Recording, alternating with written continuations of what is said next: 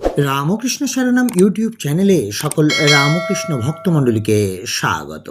আজকের পাঠের বিষয় বিষাদ কেন আসে, বিষাদ এলে তখন কি হবে, শ্রী শ্রী ঠাকুর কি বলছেন। ওং স্থাপকায় চ ধর্মশ্চ সর্বধর্মস্বরূপিণে অবতার বরিষ্ঠায় রামকৃষ্ণায় তে নমঃ।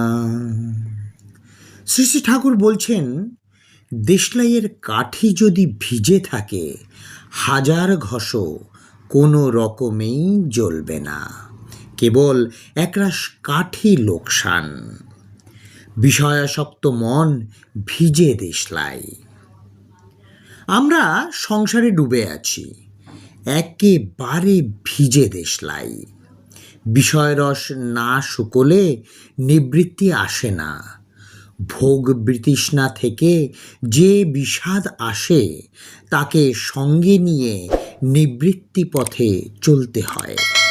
বিষাদে ধর্মজীবনের আরম্ভ, বিষাদের পরে আসে বিবেক। বিষাদ আর বিবেক সাধন পথে বিশেষ সহায়। বুদ্ধদেবের বিষাদ এসেছিল জরা ব্যাধি মৃত্যু দেখে। বেলা যায় একথা শুনে লালাবাবুর জীবনে আমূল পরিবর্তন এসেছিল। বিষাদ এলে তখন কি হবে? একটাতে অর্থাৎ বিষয়ে আসবে বিরাগ, অন্যটায় অর্থাৎ ধর্মজীবনে আসবে অনুরাগ। একটাতে হবে ত্যাগ, অন্যটায় হবে গ্রহণ। সংসারে থাকলে বিষাদ অগ্নি মনের কোণে সর্বক্ষণ জ্বালিয়ে রাখতে হয়। কেন এই বিষাদ? তার পাদপদ্মে ভক্তি লাভ হলো না বলে। এখন আমাদের মনে জ্বলছে কামনা বাসনার আগুন, তাতে আমরা জ্বলে পুড়ে মরছি। যখন এই ভোগ বাসনা আর ভালো লাগবে না, তখন আসবে আসল বিষাদ। মনে রেখো, এই বিষাদ জিনিসটি আমাদের খুব দরকার। অনেকে বলে বুড়ো বয়সে ধর্ম করা যাবে।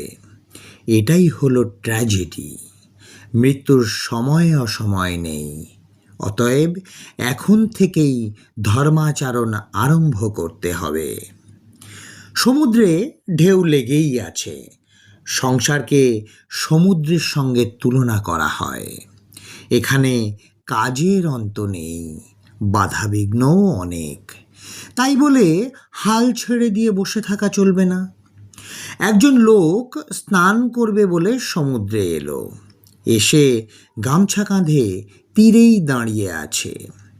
তার সম্মুখ দিয়ে আরেকজন এসে ধাক্কা খেয়ে বালি মেখে স্নান সেরে উঠে পড়ল এবং প্রথম ব্যক্তিকে জিজ্ঞাসা করল, কি গো, চুপ করে দাঁড়িয়ে আছো কেন?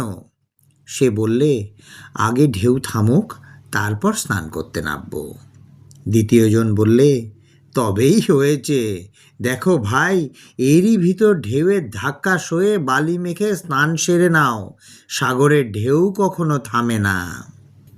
এই লোকটি প্রকৃত সাধু, অলস স্নানার্থীকে হিতকথাই শোনালে।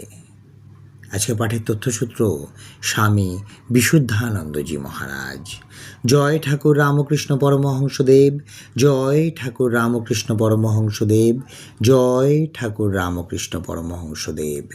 জয় মা শারদা, জয় স্বামী বিবেকানন্দ মহারাজ।